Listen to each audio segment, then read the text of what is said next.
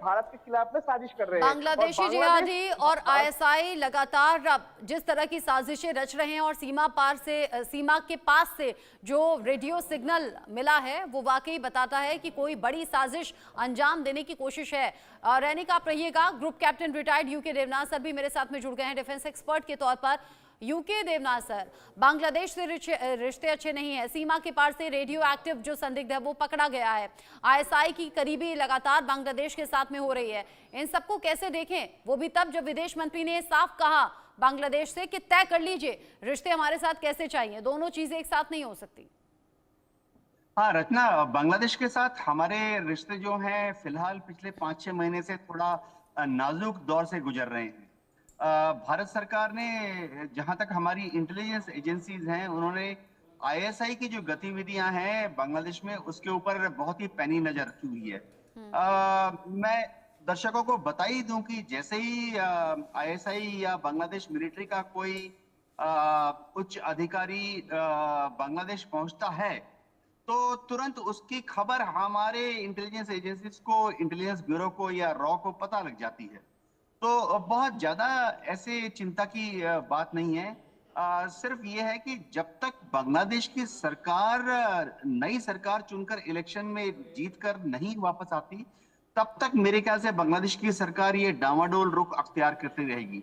दिक्कत ये आ रही है कि बांग्लादेश में भारत सरकार अनड्यू यानी ज्यादा दबाव भी नहीं डालना चाहती, क्योंकि अगर बांग्लादेश की सरकार के ऊपर ज्यादा दबाव डाला गया तो वहां पे जो भारत विरोधी तत्व हैं, चाहे वो जमात हो, चाहे मुस्लिम छात्र शिविर हो, चाहे बीएनपी का ही एक छोटा सा धड़ा है जो कि भारत विरोधी है, अगर भारत ज्यादा दबाव बांग्लादेश पे डालता है तो इन लोगों को एक बहाना मिल जाता है ये बोलने के लिए कि देखिए भारत जो है बांग्लादेश को हीन भावना से देखता है, भारत बांग्लादेश को दबाने की कोशिश करता है और भारत जो है बांग्लादेश को बराबरी का मौका नहीं दे रहा है।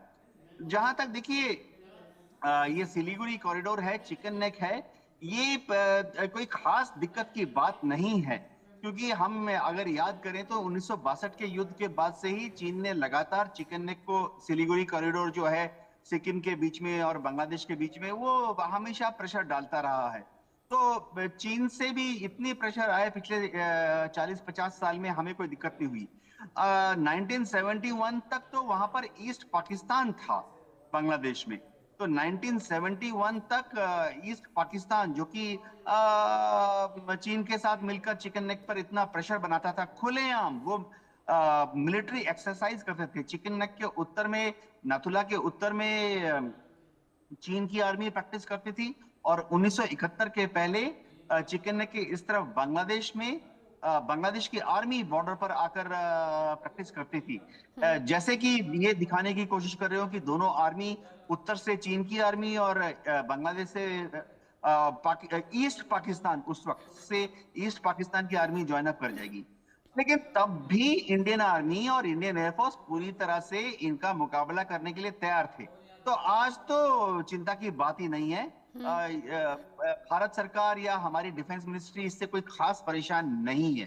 जी, जिस तरीके से आपने कहा कि अभी कोई ऐसी परेशानी वाली बात नहीं, लेकिन हाँ सतर्क जरूर रहना होगा और सीमा पर नजर जरूर बनानी होगी। जाहिर सी बात है भारतीय सेना के साथ साथ सरकार की बहुत ज्यादा नजर है। आप दोनों मेरे साथ में रहिएगा। बांग्लादेश से हम